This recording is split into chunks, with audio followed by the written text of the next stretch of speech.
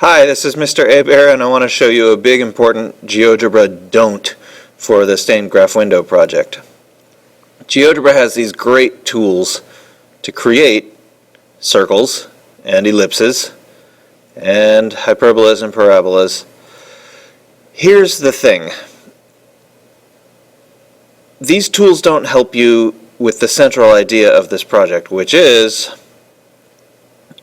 how do the numbers in an equation change the shape of a graph. You can make an ellipse. Look, here's a fabulous looking ellipse. And now look at its equation. This is not Algebra 2. This is advanced, right?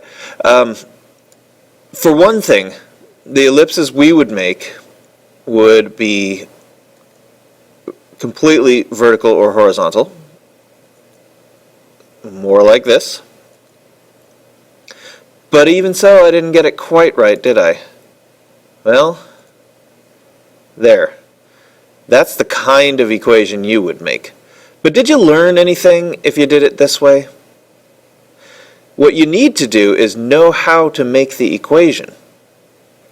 So, here's what I would say. If you're going to use the ellipse tool, make sure you're only making straight up and down ellipses or straight side-to-side ellipses, and make sure to only use it as a tool to show you where it goes. Then you use your equation knowledge to actually input an equation, sort of like the one that I'm looking for.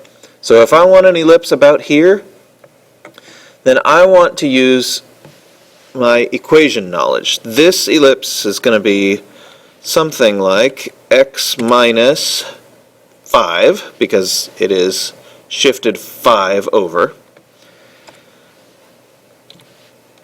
squared, divided by, how big is the horizontal radius? It's almost 1. So I'm going to say like 0.7 squared. So 0.49. Okay? And now, the vertical position, it's centered on about 4, so I'm going to say that must be like y minus 4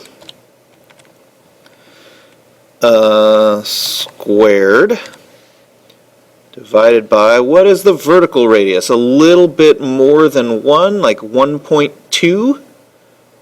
So the square of 1.2 is 1.44 equals 1. And look, I can make an ellipse that's just about the same using an equation. That's the kind of thinking you need to be able to do. And then you won't need all these points at all.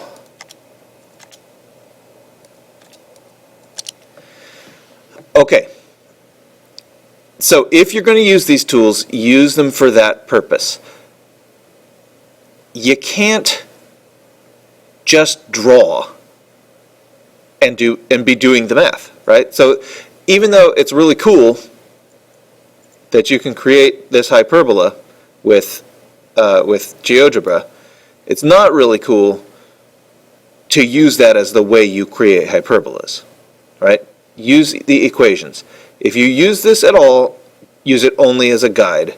And remember that we need to be able to have the two foci lined up in a straight line, either upward or downward or sideways. Okay, thanks everybody.